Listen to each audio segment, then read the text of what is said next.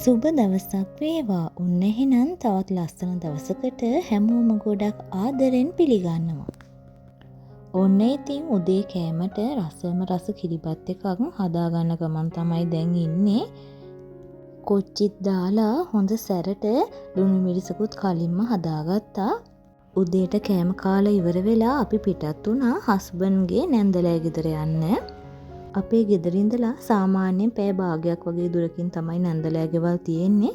ඔන්න දැන් අපි හෙට ආවා. නැන්දත් හරිම ආසයි මල් වවන්න. මේ බලන්නකො මේ දාස්පෙතිය මල් හරිම ලස්සනයි.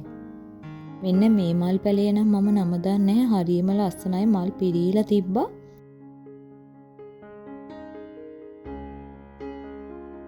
නැන්දලගේ වත්තෙත් වැඩි ප්‍රමාණයක හිටෝලා තියෙන්නේ තේ තමයි. මේ පැත්තේ තියෙන ගොඩක්ම තේ තමයි තියෙන්නේ. අපි මෙහෙට එන අතරමඟත් ගොඩාක් ඉඩම් වල තේ හිටෝලා තියෙනවා දැක ගන්න පුළුවන් වුණා. මේ දවස්වල නම් ඉතින් පායනවනේ. ඒ හින්දා කූඩැල්ලෝ නම් නැහැ. හැබැයි ඉතින් වැස්ස දවස් වලට නම් ටිකක් කූඩැල්ලෝ නම් මේ පැත්තේ ඉන්නවා.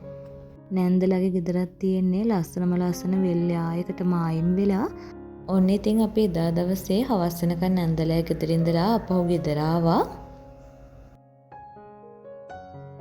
මේ ඉතින් පහුවෙන්දා උදේ බලන්නකෝ මේ මලේ ලස්සන මෙතන පාට පාට මල් යායක්ම තියෙනවා. අද ඉතින් උදේම දවල්ටත් එක්ක උයා ගන්න තමයි හදන්නේ. අපේ ගෙදරින් තියෙන අනිවාර්යයෙන්ම කෑම වේලකට හැදෙන රසම රස පරිප්පුව හදාගන්න ගමන් තමයි මේ ඉන්නේ. අද පරිප්පු එක හොඳට හින්දලා තමයි හදාගත්තේ. රසම රස සෝයා මීට් කරියකුත් හදාගෙන තමයි යන්නේ. අද දරලිපේ සෝයා මීට් කරිය හදන්නේ අලත් එකතු කරලා. මම අල ටික තඹගන්නේ ඒකට. සෝයා මීට් කරිය හදනවා නම් වීඩියෝ එකක් ගත්තේ නෑ. මං කලින් ගෙනහලා තියෙනවනේ. සෝයා මීට් කරිය එක හදාගෙන අපි අන්තිමට තමයි අල ටික එකතු කරගන්නේ. අල ටික තැඹිලා තියෙන හින්දා නැත්තම් පොඩි වෙන්න බලනවා. මේ විදිහට ඉතින් අලත් එකතු කරාම සෝයා මීට් එක තවත් රසයි.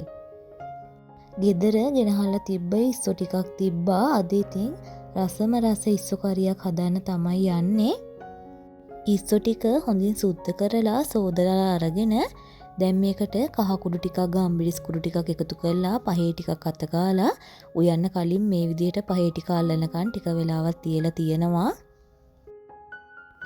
දැන් අපි රසම රස ඉස්සෝ කරි එක හදාගන්න තමයි යන්නේ. ගොඩ දවසකින් තමයි මේ විදිහට ඉස්සෝ කරි එකක් හදාගන්නේ. ගොඩක් වෙලාවට ඉතින් ඉස්සෝ ඩෙවල්නේ දාන්නේ.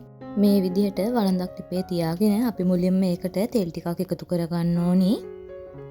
ඊළඟට තෙල් එක හොඳින් රත් වෙනකොට සුදු ලුණු ටිකත් එකතු කරලා හොඳින් කලවම් කරගන්න ඕනි.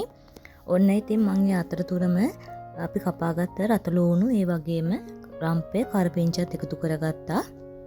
මම ඒ ටික වැඩි වෙලාවක් ටෙම්පරාදු වෙන්න නම් දුන්නේ නැහැ. ඊළඟට මේ විදිහට වළඳ පැත්තකට කරලා මම මේකට මිරිස් කුඩු එකතු කරගත්තා. මිරිස් කුඩු ටිකත් මේ විදිහට ටෙම්පරාදු වෙන්න දුන්නා. ගොඩ වෙලාවක් ටෙම්පරාදු කරගත්තේ නැහැ. ටික වෙලාවයි. නැත්තම් කළු පාටට වෙන්න බලනවනේ. මිරිස් ටිකත් මේ විදිහට ටෙම්පරාදු වෙන අතරවාරයේ ඔන්න මම දැන් මේකට ඉස්සු ටිකත් එකතු කරගත්තා. දැන් ඉතින් මිශ්‍රණයත් එක්ක හොඳින් ඉස්සු ටිකත් කලවම් කරගන්න ඕනේ. අපි ඉස්සු ටිකට කලින් කහ ටිකක් එකතු කරානේ. ඔන්න දැන් මම මේකට ආපහු කහ කුඩු ටිකක් එකතු කරගත්තා. ඉස්සු එක මේ වෙලාවේදී හොඳින් ටෙම්පරාදු වෙනකොට නම් හරියම සුවඳක් තමයි එන්නේ. ඉස්සු ටික මේ විදිහට ටෙම්පරාදු වෙන අතරවාරයේ මම මේකට දිය කිරි ටිකක් එකතු කරගත්තා. දැන් ඉතින් ටික වෙලාවක් මේ විදිහට උයා ගන්න ඕනේ.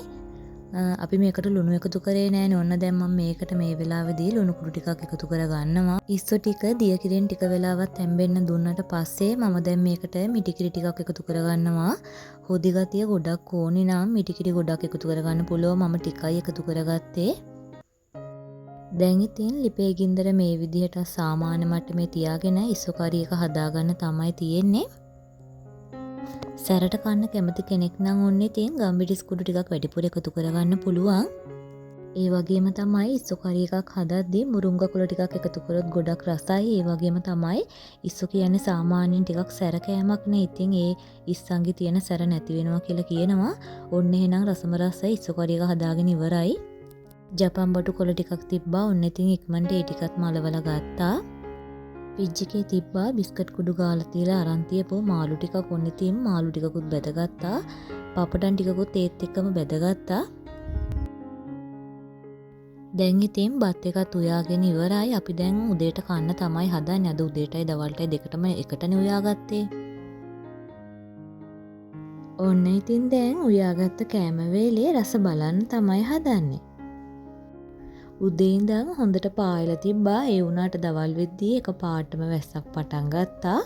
දැන් නම් ඉතින් හොඳටම වහිනවා. එහෙනම් ඉතින් අදත් වීඩියෝ එකත් එක්ක එකතු වෙලා හිටපු හැමෝටම ගොඩාක් ස්තුතියි. තවත් අලුත් දවසකින් ආයෙත් හමු වෙනකන් හැමෝටම සුබ දවසක්. සතුටින් පරිස්සමින් ඉන්න.